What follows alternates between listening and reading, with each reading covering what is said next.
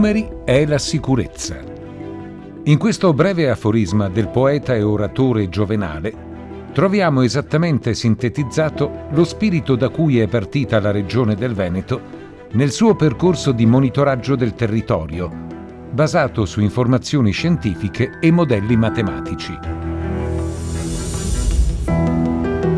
Negli ultimi anni sono state progettate e implementate anche numerose reti di raccolta dati nel settore dell'ambiente, del rischio idrogeologico e sismico e delle infrastrutture,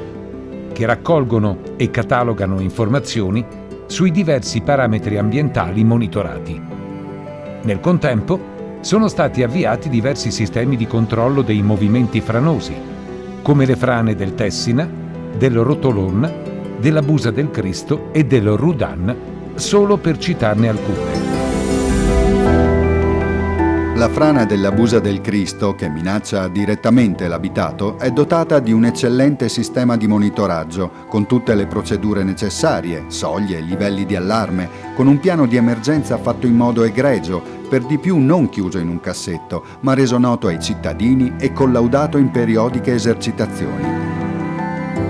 Mi sono congratulato col sindaco, con l'assessore regionale, con i dirigenti e i funzionari della regione, della bistrattata provincia, con il collega dell'Università di Padova, con i volontari delle associazioni, che tutti insieme hanno concorso alla realizzazione di un piccolo grande capolavoro per la sicurezza dei cittadini.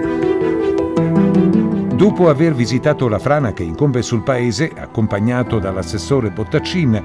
queste le parole con cui il professor Casagli, ordinario di geologia applicata presso l'Università di Firenze e presidente dell'Istituto Nazionale di Oceanografia e Geofisica Sperimentale,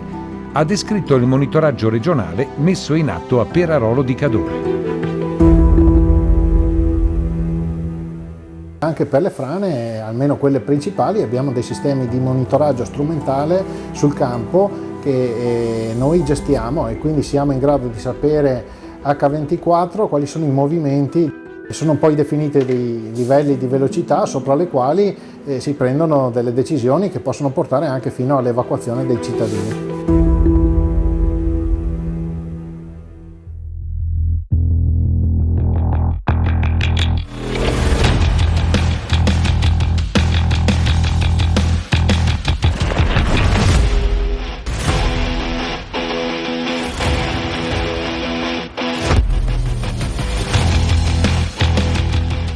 Tra i diversi interventi che la Regione ha attivato a seguito della tempesta Vaia,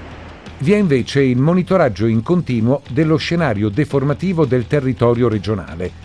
mediante interferometria radar satellitare dell'Agenzia Spaziale Europea, certamente lo strumento più all'avanguardia per la misura delle deformazioni del terreno a scala regionale. Sono moltissimi inoltre i monitoraggi che la Regione sta implementando con ARPAV, tra cui quelli delle reti idropluviometriche, quelli per la qualità dell'aria o per la raccolta dei dati sulle acque marine e lagunari. Tra i compiti istituzionali dell'Agenzia c'è proprio quello di conoscere lo stato dell'ambiente e quindi monitorare in continuo, con cadenze previste dalla legge e anche cercando innovazione e conoscenza più sofisticata, lo stato delle principali matrici ambientali. Si fanno analisi di tipo chimico, di tipo biologico, che garantiscono che la qualità ambientale sia in linea con le attese e anche la destinazione all'uso umano. E poi c'è il grande mondo della conoscenza di fattori meteoclimatici, che è una delle grandi sfide del nostro tempo.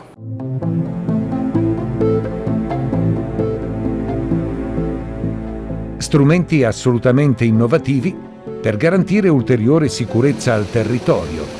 che però scontano ancora un'imperfezione, legata alla mancanza di comunicazione tra le varie reti di monitoraggio, con difficoltà di integrazione dei dati raccolti